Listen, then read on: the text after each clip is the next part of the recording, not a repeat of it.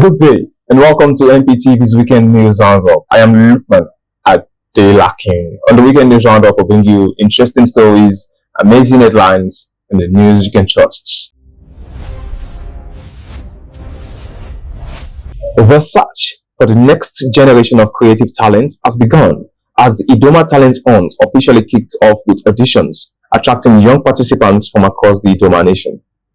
The initiative is designed to discover and nurture gifted youth while promoting creativity, culture, and youth empowerment through music, dance, acting, comedy, spoken word, and other performing arts.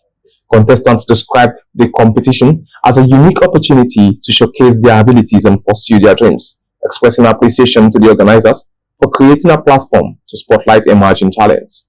Organizers say the talent hunt aims to celebrate the rich cultural heritage of the Idoma people while inspiring young people to strive for excellence and develop their creative potential.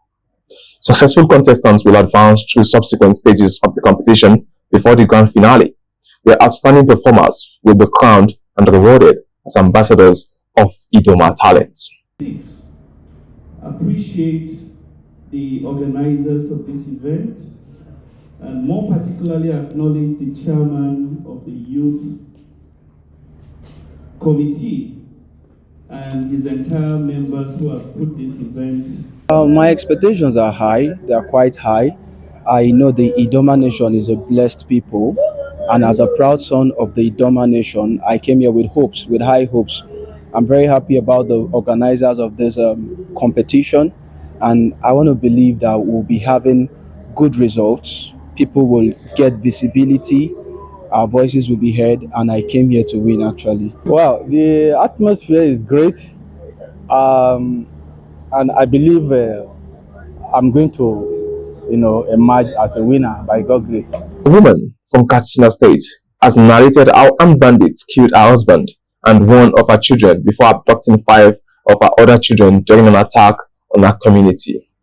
The survivor shared her experience at a town hall meeting on insecurity, where victims, community leaders, and stakeholders discussed the impact of persistent bandit attacks and possible solutions. She said the attackers stormed the community shortly before prayers, opening fire on residents and killing several people. According to her husband was among those killed, while one of her children was shot dead as she tried to hide them from the gunmen. The woman added that the bandits abducted 5 of her remaining children, including a 19-month-old baby, before fleeing the community. Other participants at the meeting described widespread displacement caused by repeated attacks, with many communities reportedly abandoned as residents fled for safety.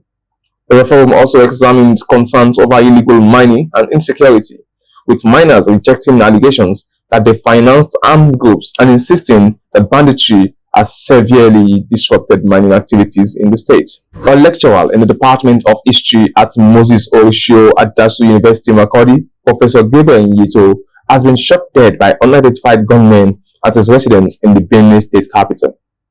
According to reports, the attackers stormed the professor's home in the early hours of Wednesday and killed him while he was asleep. The motive for the attack remains unclear, and no arrest has been announced as investigations continue. The incident has sparked grief within the university community and among residents of Makurdi, with calls for a thorough investigation and improved security to stem violent attacks in the state. As of the time of this report, the Benue State Police Command and management of Moses Orisio at Dasu University had not officially commented on the killing. Zamfara State Governor Dauda Lawal says he refused to pay a 300 million naira ransom demanded by kidnappers who abducted 2 of his relatives, insisting that he would not negotiate with criminals. The governor said the kidnappers contacted him after the abduction, demanding a ransom for the release of the victims. He maintained that yielding to such demands would only encourage further criminal activities. Lawal disclosed that he instead directed security agencies to intensify efforts to rescue the victims, reaffirming his administration's commitment to tackling banditry and kidnapping across the state. The governor reiterated that his government remains focused on strengthening security operations and restoring peace to communities affected by armed bandit attacks. This is where we call it a wrap on the Weekend News Roundup on MPTV News. My name remains Lukman Adelakin. Be well to remain good citizens of Nigeria. Stay loyal to the nation's drive for growth and sustainable development, and be good citizens across the day. I wish you the best of the weekend. Until I see you next time, bye for now.